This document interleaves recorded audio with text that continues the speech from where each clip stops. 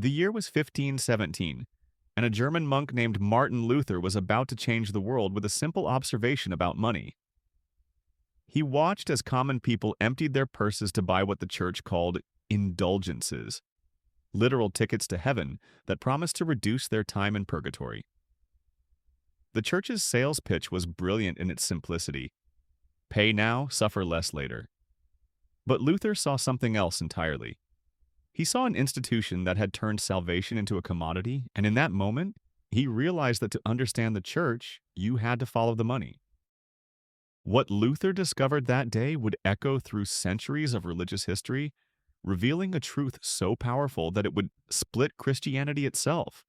The Catholic Church, an institution built on vows of poverty and spiritual devotion, had become the world's most sophisticated financial empire. But this story isn't just about the past. It's about understanding how money continues to shape religious institutions today, from megachurches in Texas to the Vatican's modern investment portfolio. The trail of money in religious institutions tells us more about power, politics, and human nature than any sermon ever could. Tonight, we're going to follow that trail, and what we discover might change how you see faith, finance, and the very foundations of organized religion forever. Welcome to Professor Archive, where we uncover the hidden stories that shaped our world. Before we dive deeper into this fascinating journey through religious finance, I'm curious. Where are you watching from tonight? And what time is it where you are? Drop a comment below and let our global community know. Whether you're a student, a business professional, or someone just curious about history, this story connects to all of us because money, power, and belief systems touch every corner of human society. In the rolling hills of medieval France around the year 1095, Pope Urban II stood before a massive crowd and made a promise that would reshape both religion and economics for the next 4 centuries. He promised that anyone who took up the cross and marched to the Holy Land would receive complete forgiveness for their sins. But what Urban II really created wasn't just a holy war. He created history's first crowd-funded military campaign. The Crusades weren't just about religious fervor. They were about money from day one. Kings mortgaged their kingdoms, nobles sold their lands, and common people gave everything they owned to fund these expeditions.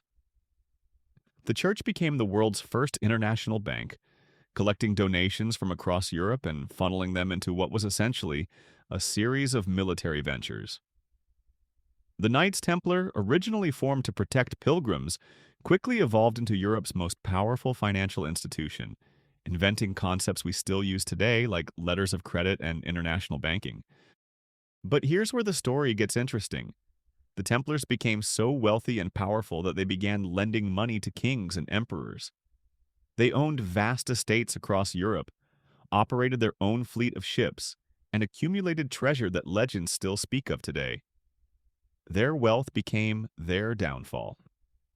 In 1307, King Philip IV of France, drowning in debt to the Templars, orchestrated their destruction on Friday the 13th, a date that still carries superstition today. He seized their assets, tortured their leaders into false confessions, and eliminated his creditors in one brutal stroke. The Templar destruction revealed something crucial about religious institutions and money. When spiritual organizations accumulate too much temporal power, they inevitably become targets for those who want that power for themselves. But it also showed how money could corrupt even the most devout institutions. By the late medieval period, the Catholic Church had become Europe's largest landowner, controlling an estimated 1/3 of all European territory. Monasteries operated as economic powerhouses, pioneering agricultural techniques, brewing beer and wine, copying manuscripts, and even running early forms of banking. The church had created a complete economic ecosystem that generated wealth while claiming to despise worldly possessions. This contradiction reached its peak with the practice of selling indulgences. Pope Leo X, a member of the wealthy Medici family, needed funds to complete St. Peter's Basilica in Rome. His solution was simple: sell spiritual benefits to the highest bidder.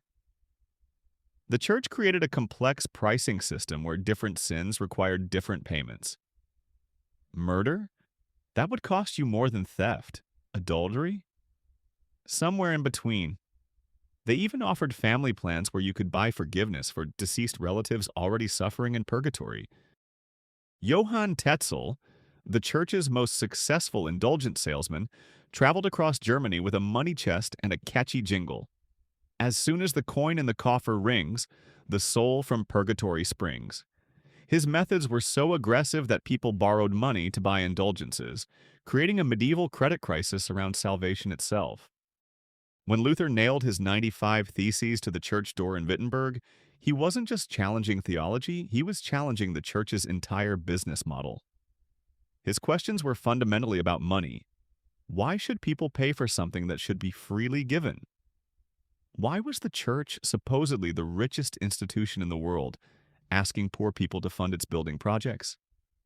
How could spiritual salvation have a price tag? The Protestant Reformation that followed wasn't just a religious revolution, it was an economic one. When Henry VIII broke from Rome, he didn't just reject papal authority, he seized church lands worth approximately $1.3 million in 1536 currency, equivalent to billions today. Across Protestant regions, reformers confiscated Catholic properties, redistributed wealth, and created entirely new economic systems based on different interpretations of Christianity's relationship with money. But the most fascinating part of this story is what happened next. The Catholic Church, faced with the loss of Northern European revenues, didn't retreat from financial engagement. It doubled down. The Counter-reformation included a complete overhaul of church finances, creating new revenue streams through missionary activities in the Americas, Asia, and Africa. The Spanish conquistadors didn't just seek gold for their king. They sought it for their church. A portion of every ounce of silver pulled from the mines of Potosi, every piece of gold taken from Aztec temples, every profit from sugar plantations worked by enslaved people flowed back to Rome. The church became a global financial empire built on colonial exploitation, justified through theological arguments about spreading Christianity. By the 18th century, the Catholic Church was arguably the world's wealthiest institution, but this wealth created new problems. During the French Revolution, revolutionaries specifically targeted church property, seeing it as a symbol of inequality and oppression. They confiscated church lands, sold them to fund the revolution, and attempted to create a new civic religion divorced from traditional financial structures. Napoleon's later concordat with Pope Pius VII in 1801 essentially created the modern template for church-state financial relationships. The state would pay clerical salaries, but the church would give up claims to confiscated property. This model spread across Europe and eventually influenced separation of church and state principles worldwide. The 19th century brought new challenges as industrialization changed how wealth was created and distributed. The church had to adapt from a primarily land-based economy to one based on stocks, bonds, and modern financial instruments. Pope Pius IX's declaration of papal infallibility in 1870 coincided with the loss of the Papal States. The church gained spiritual authority while losing temporal territory and the revenues that came with it. But losing political power forced innovation. The church developed new fundraising methods. Peter's Pence collections from Catholics worldwide, diocese-based tithing systems, and eventually sophisticated investment portfolios managed by financial professionals. By the early 20th century, the Vatican had essentially become a sovereign wealth fund with a spiritual mission. The story takes a dramatic turn during World War II. Newly opened Vatican archives reveal that Pope Pius X and Vatican financial officials engaged in complex negotiations with both Allied and Axis powers, trying to protect church assets while maintaining neutrality. The Vatican Bank, officially established in 1942, became a crucial tool for moving money across war-torn Europe, sometimes for humanitarian purposes, sometimes for less noble reasons. One of the most shocking revelations involves the so-called rat lines, escape routes for Nazi war criminals that were partially funded through Vatican financial networks. While Vatican officials claimed these were humanitarian efforts to help war refugees, evidence suggests that church money helped some of history's worst war criminals escape justice. The intersection of church finances and global politics had created moral compromises that would haunt the institution for decades. Post-war Reconstruction brought unprecedented opportunities for religious institutions.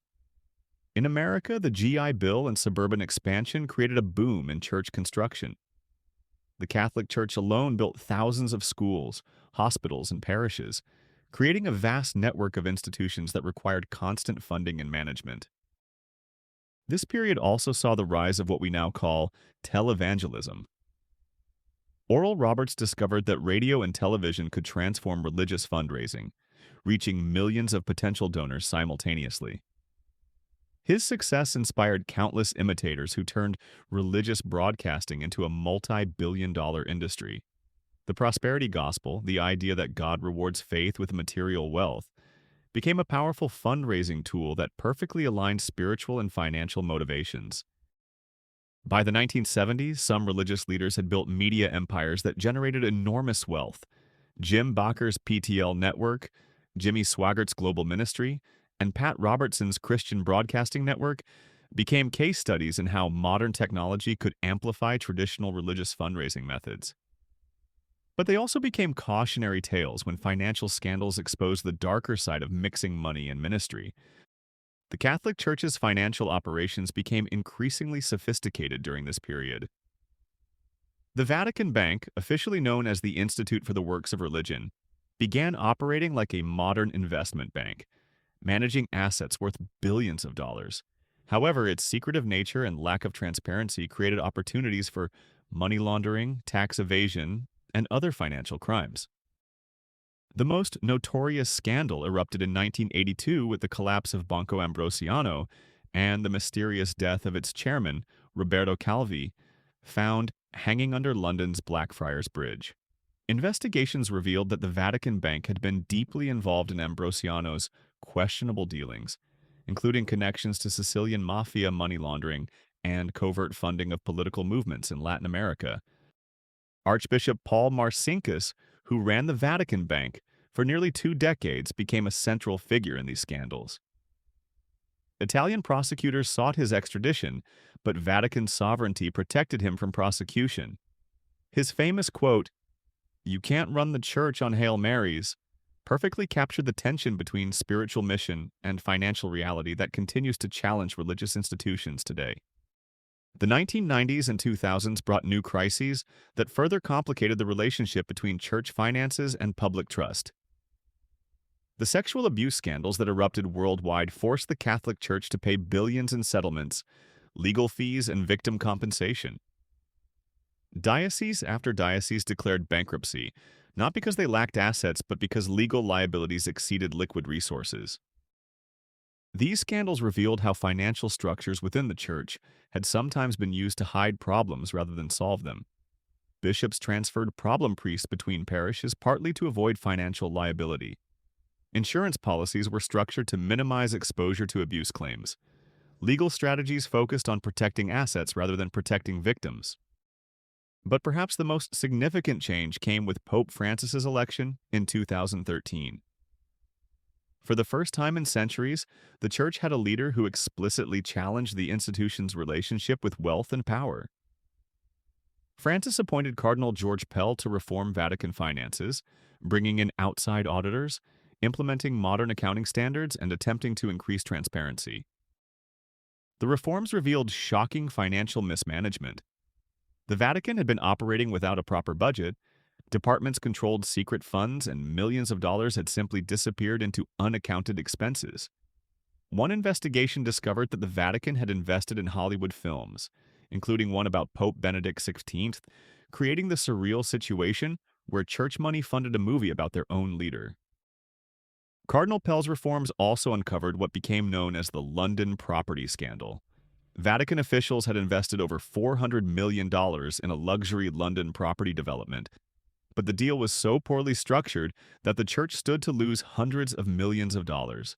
The scandal led to the first-ever conviction of a Vatican official for financial crimes when Cardinal Angelo Becciu was found guilty of embezzlement and fraud.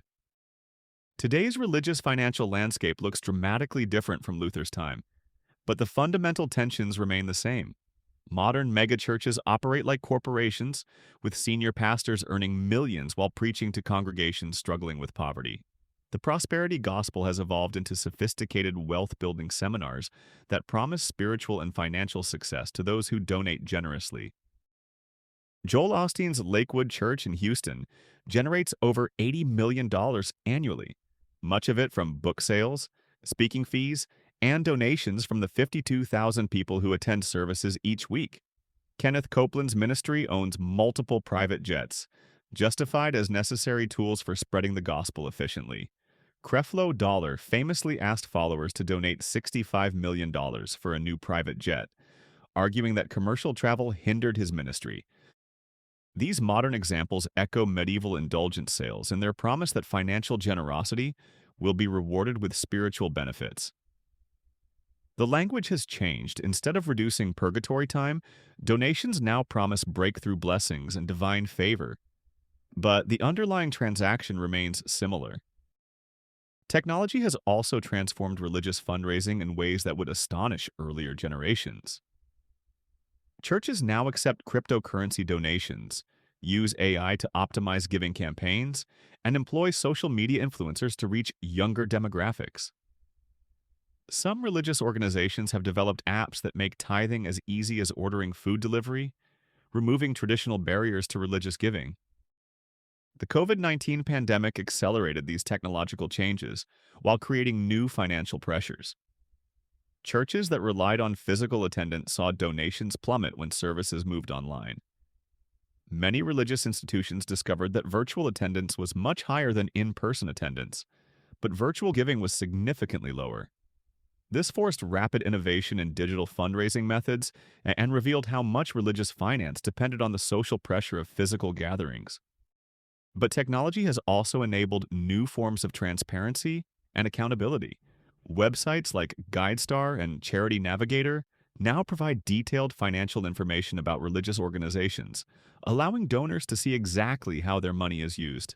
Some churches live stream their board meetings and publish detailed financial reports, creating unprecedented transparency in religious finance.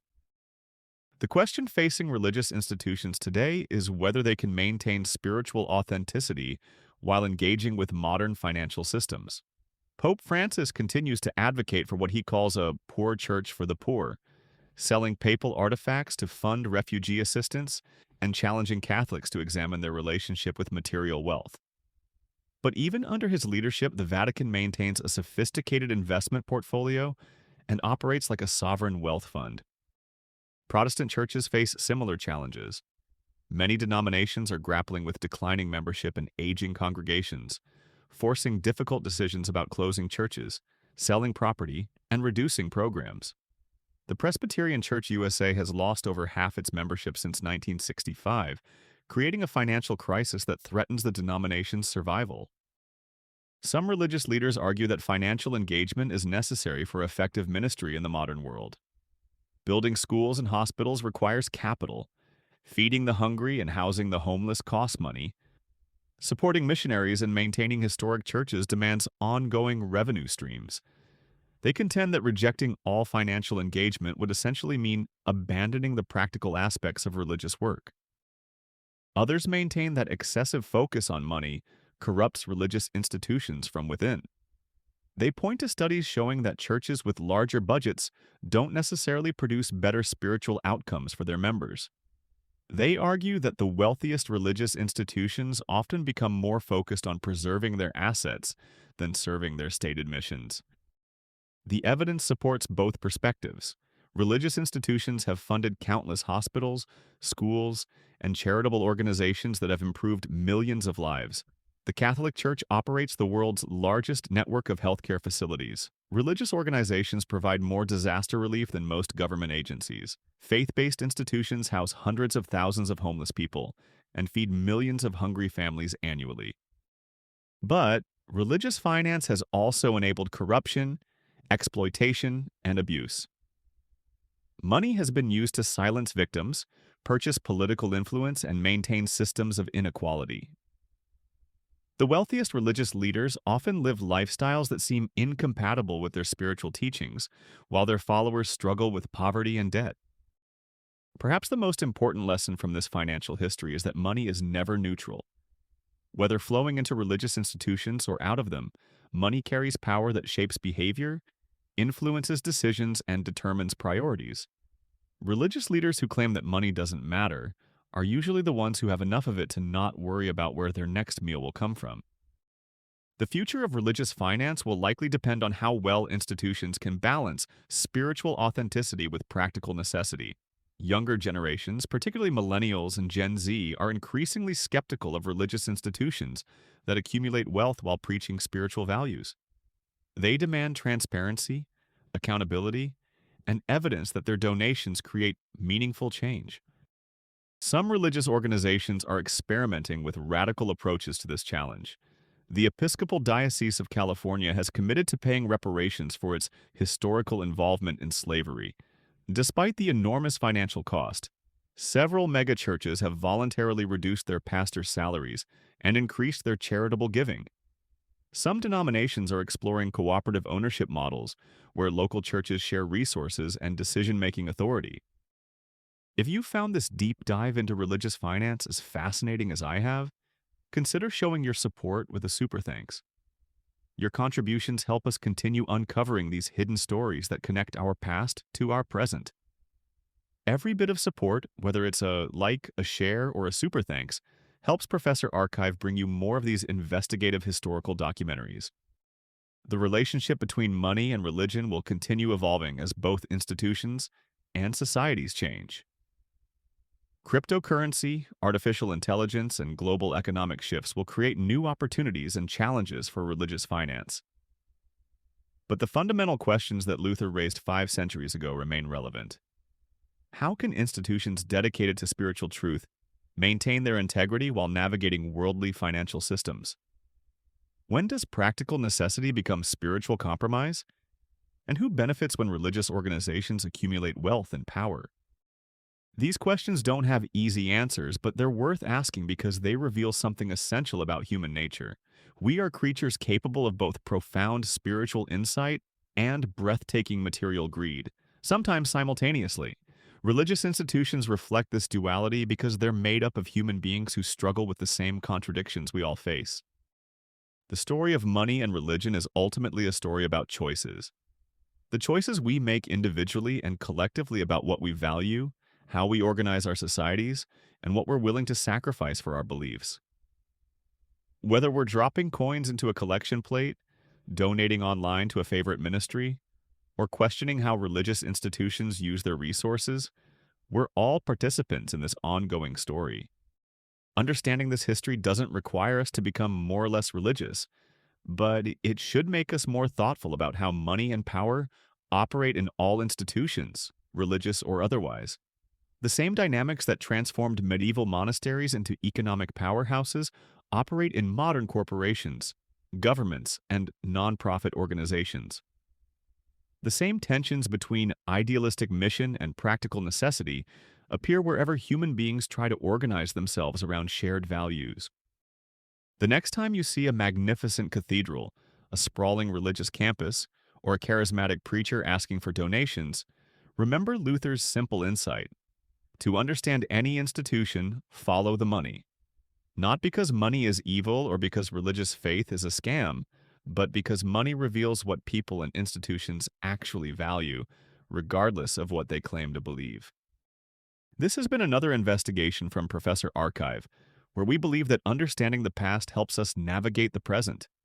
Until next time, keep questioning, keep learning, and remember that the most important stories are often hidden in plain sight.